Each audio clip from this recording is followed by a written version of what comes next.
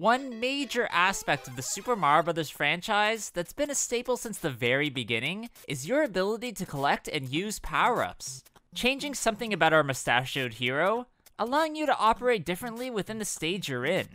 Now, I've already talked about these collectibles a few times in different ways on my channel, but today in particular, I got the idea to focus specifically on the rarest power-ups in every Mario game, going through each title showcasing the most elusive pickups from each one, and how exactly they work. The majority of these you've probably already heard of, but I guarantee there's a few even diehard fans may have missed. And oh yeah, before I get started, my name is Copycat, and if you haven't yet, then please subscribe to my channel, hitting that bell to stay notified when I upload new videos. The very first home console release in the series is Super Mario Bros. For the Nintendo Entertainment System, where I think it's pretty easy and safe to say that the star is the rarest item to come across during this entry. The star, or the Star Man, as it was referred to here, appears in roughly under half of the game's stages, and on top of that, is almost always found in a very inconspicuous brick block, making it somewhat out of the way to get. In the grand scheme of this video, these in this title are not the most elusive things ever, but because the gameplay is sort of rudimentary, they are hard to find if you aren't looking carefully enough. The second in the series to come out in North America is Super Mario Bros. 2 for the NES, where once again, the star is a rare power-up, especially as it requires you to do something special to collect it.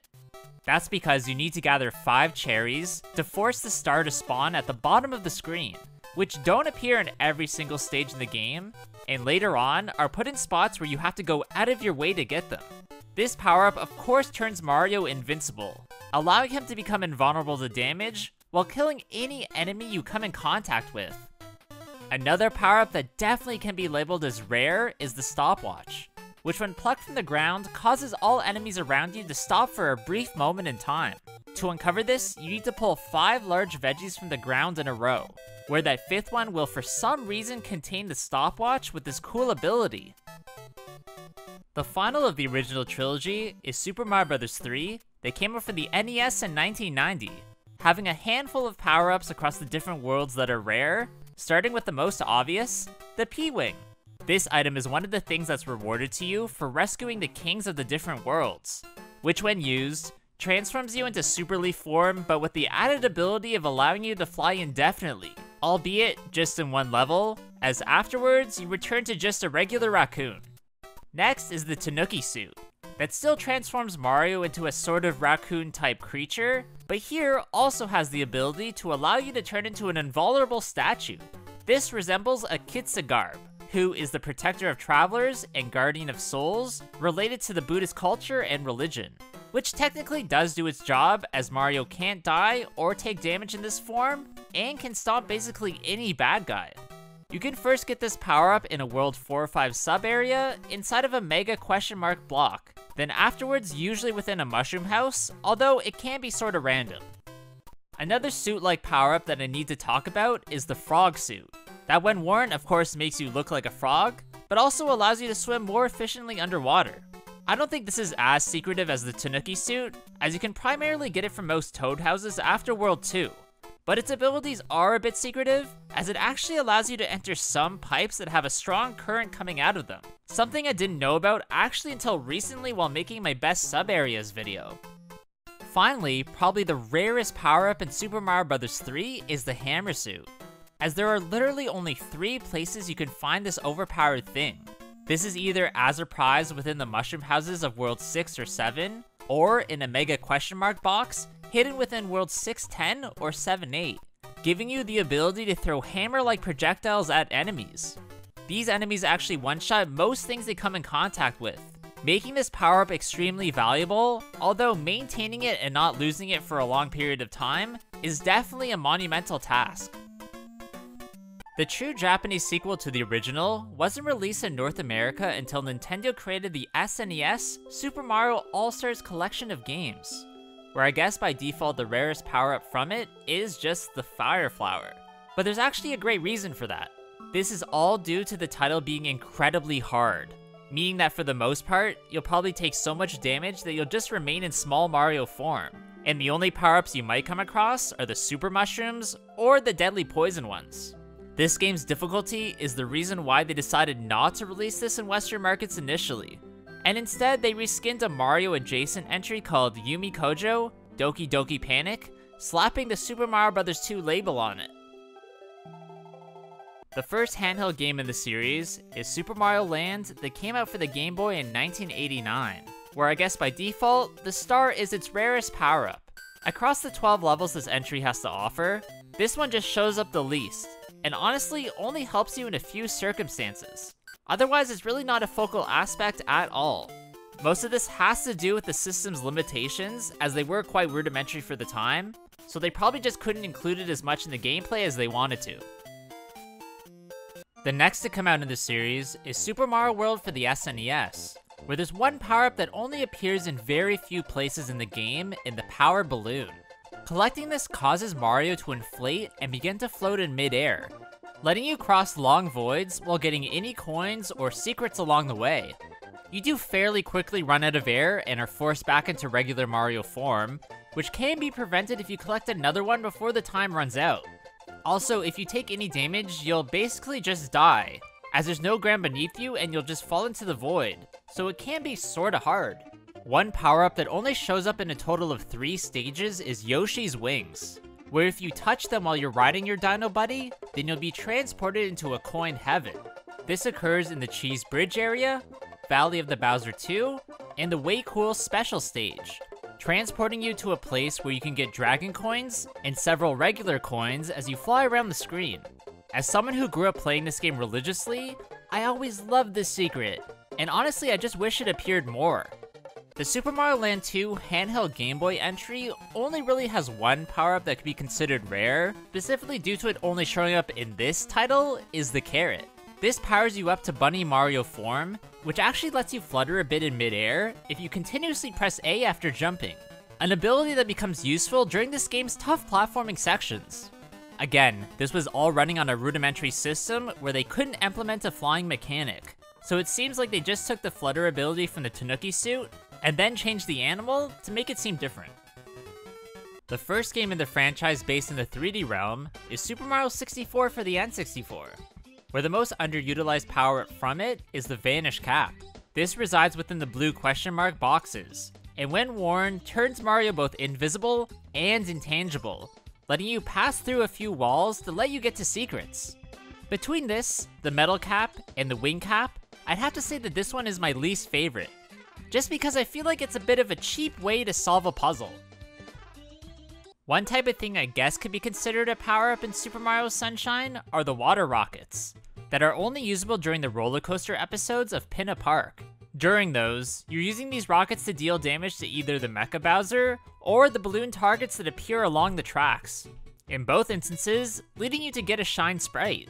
I get that this isn't typically what we think of as a power-up, but in this very different game, I guess that isn't that weird, especially as the alternatives are just FLUDD accessories. The first in the new Super Mario Bros. Sub-series came out for the DS in 2006, where 2 of the game's newer items are also some of the rarest, starting with the amazing Mega Mushroom. This power-up causes Mario to grow gargantuan in size, giving him the ability to one-shot enemies and destroy most bricks that are in his path. This unfortunately only shows up in 4 levels, so you don't see much of it, even though it is very memorable. On the flip side, the Mini Mushroom is also a rare power-up, here causing Mario to shrink down to a tiny size, letting you fit into crevices and pipes you normally couldn't. It also gives Mario a bit of a floatier bounce, allows him to walk on water, but has the downside of being able to be defeated in one hit. You need this power-up at the end of certain boss fights, as it's the only way to gain access to specific worlds you'd otherwise skip. So not only is it hard to get, but it's also very important. Up next is the space-based Super Mario Galaxy entry, where without a doubt, the item that you see the least across every single stage is the red star. This is the game's equivalent to the Wing Cap, although when using it you can fly indefinitely, shaking the Wiimote to actually gain a speed boost.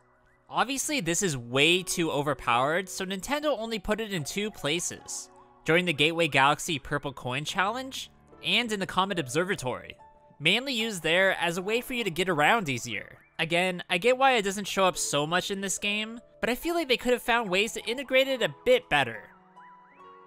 The second installment in the new Super Mario Bros. Sub-series came out for the Wii in 2009, containing a couple power-ups that are considered quite rare, starting with the Penguin Suit. This winter-based item lets you throw snowballs, swim better in water, walk better in ice, and slide on your belly, only really coming up during the ice portions in World 3 and 4. You can also grab them from the red toad houses, but honestly they aren't that helpful in non-ice-based levels. So I do get why they were only used in specific moments. I also should mention the mini mushroom again, as once again, they show up in very few stages, here only in 2-2, 4-3, and 9-8. They are also a prize that can be gotten at the red toad houses, but here they aren't as important as in the last entry, as they're really only used to enter sub-areas and not entire worlds.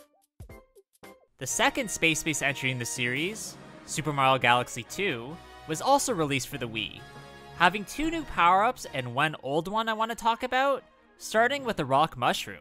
Powering up with this turns you into Rock Mario, where shaking the Wiimote transforms you into an unstoppable boulder that can break obstacles and kill enemies. This is definitely one of my favorites from this entry, and can only be found in the Boulder Bowl, Freezy Flake, and Melty Monster Galaxies, although it does lead to some awesome moments. Next is the Rainbow Star, as it's only used in 4 levels in the game, and only lasts for a very short period of time. This is this game's version of the Superstar power-up, turning Mario invincible, usually needing to use that ability to destroy something to gain a star. The final one that only shows up in one single place is the Boo Shroom, which here is in the Boo Moon Galaxy. This is used during a sort of 2D platforming section where you have to propel yourselves using a series of fans to move forward, while also utilizing the power-up's ability to turn intangible to get through walls. I guess Nintendo didn't think there was much else you could do in this weird form, and I think I agree that 1 level is more than enough. Nintendo would perfectly blend aspects of the 2D and 3D realm with Super Mario 3D Land for the 3DS, that has a bunch of power-ups that could be considered secretive, starting with the Boomerang Flower. Found only in World 5 and beyond, this collectible allows Mario to throw a boomerang projectile, which lets you not only defeat enemies, but also collect any items that can be reached by it. You can only throw 1 boomerang at a time, needing to wait for it to return to you to throw another. But either way, it's still a pretty useful power-up that you should save for moments when you have to get well-hidden star coins. Now, by far the rarest power-up of the title is the Statue Leaf, which is this entry's version of the Tanuki suit, as of course you have the strange ability to turn into a statue. It first appears within the special world levels, replacing the Super Leaf in any instance where it would usually show up, and can be helpful if you get overrun with enemies and need to become invulnerable for a second, giving you a breather. Super Mario 3D Land is also the first time where assist blocks come into play in the series, which only appear to help you depending on how many times in a row you've died. If this happens 5 times, then the invincibility leaf will spawn, letting you turn into White Tanuki Mario, where for a single level you're completely invincible, along with your usual abilities that come with that suit. Now if you die 10 times in a row, then the P-Wing will spawn from the assist block, that when collected, teleports you directly to the end of the level you're in. I guess these are only rare in that if you're good enough, you'll probably never ever see them or have to use them. And on top of that, they do tarnish your file stars, so these are probably really only there for noobs and little kids. The next release of the new Super Mario Bros. Sub-series is its 3DS title, where there's 1 power-up that's barely used across the different worlds in the Mini Mushroom, here only showing up in 3 levels. This is World 3B, World 4A, and World 5-3, acting the same as before as it causes you to enter Tiny Mario form, although really only utilized in obvious situations. The other I want to mention is the assist-based one in the Invincibility Leaf, here changing things up a bit as it's the only assist-based one, and only appears if you've died 5 times in a row. Again, this tarnishes your save files, so if you're a completionist, you probably won't ever want to use it, meaning you won't see it, therefore it's rare. The final installment of the new Super Mario Bros. Sub-series came out for the Wii U in 2012, having 3 power-ups that all could be considered equally rare, starting with the Propeller Mushroom. This is an item that debuted all the way back in the Wii entry, where shaking the Wiimote shoots Mario up in the air where you'll float down slowly, or can do it fast spin drilling towards the ground. I'm surprised they even included it in this title, as it sort of seems like an afterthought, and you can only really store it as an item if you get it from the Toad houses on Superstar Road. Next is the penguin suit, that's also only gotten through the red Toad houses on Superstar Road, acting the exact same as it did in the past games. Again, this is definitely more of a bonus, as it doesn't appear during the game's regular levels, making me feel like they went more with the ice flower as the main item over this one.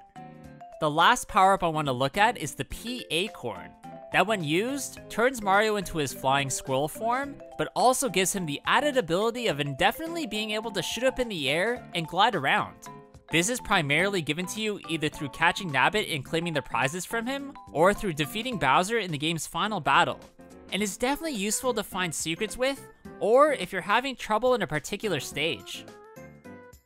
Next to be released is Super Mario 3D World for the Wii U, where there's one power-up that's vastly underutilized in the Mega Mushroom, acting the same by growing you to an enormous size. Here it shows up in 7 levels in total, which seems like quite a bit, but the shroom can't be stored in your inventory, so you can only really use them in those places. I really do love turning into this form, but it is a bit much, especially in co-op, as you can barely tell what's going on to begin with in that mode. One power-up that appears so infrequently that I almost forgot about it is the star, which operates the exact same, making you invincible for a short period. I'm not sure why this is such a rare thing, and honestly I feel like it should have showed up a lot more, but I guess it just became too much with 4 players.